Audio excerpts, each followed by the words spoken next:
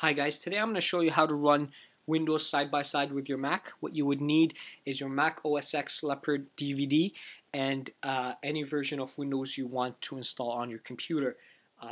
Also, you would need a program called vmware Fusion. You can download that right out of their website. Just search it on Google. I'm sure you're going to be able to find it there. First thing I'm gonna do here. First thing you need to do is click on Applications and go to the very bottom and click on Utilities. In the Utilities, you need to click on the Boot Camp Assistant. This will help you actually install the Mac on your computer on two different hard drives.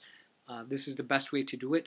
So once you have got into this, here it only shows you that you can install Windows XP and Vista, but you can actually install Windows 7 also, because Windows 7 is very similar to Windows Vista. Then you can click on Continue, and you can click on the part that says create or remove a Windows partition and click Continue. Right now for me it only has a restore option because I already have installed Windows on here. But if you didn't have Windows installed, it would have a slider on here, so you can choose how much would be dedicated for your Mac OS X and how much would be dedicated also for your Windows operating system. And once you have done that, you want to just click on Create, and it will create two different hard drives for you. Once it has created the two different hard drives, you just need to put in your Windows CD, and the computer will restart. Once it's restarted, it will run through the Windows setup. Once it runs through the Windows setup, you need to, and Windows is completely installed on your computer, you need to put in your Mac OS X DVD and install the drivers, and it does it by itself. It installs all the drivers by itself and also installs a program called Boot Camp on there. Once it does all that, you can restart your computer. Once the computer restarts, hold on the Option key, and it will ask you if you want to go into Windows or Mac. Click on the Mac and come back in here. If you already have VMware Fusion installed, just open it up. If you don't, you would have to obviously install it. Open it up, and the first time you open it, you would see a screen like this right here, and all you do is it says Boot Camp Partition and it says powered off. You can just click on that little play button right there. First time you actually run it, it will be a little slow.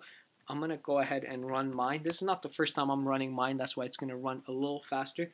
I also had mine on Hibernate, so it's going to run a little faster than installing Windows. Opening Windows right away. As you can see, it's just resuming my Windows.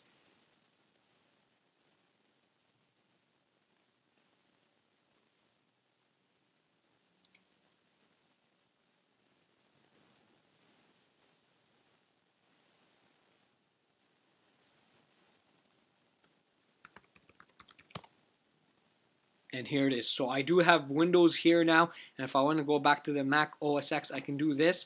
Go to the corner, obviously, and open any of the other applications I have open.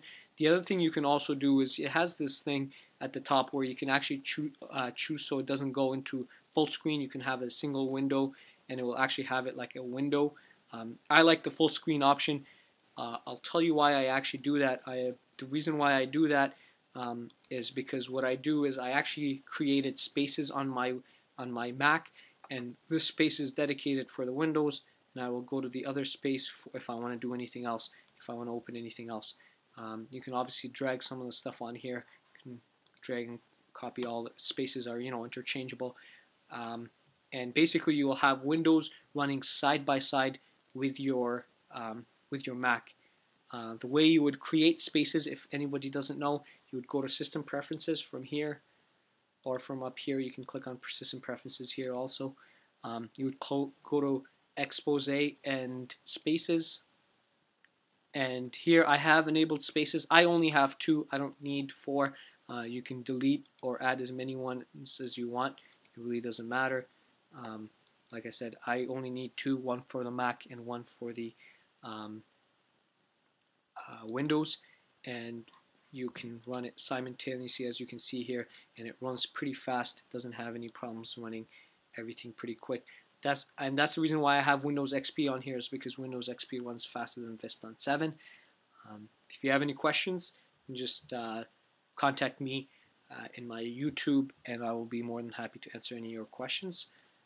And that's about it. Thank you very much.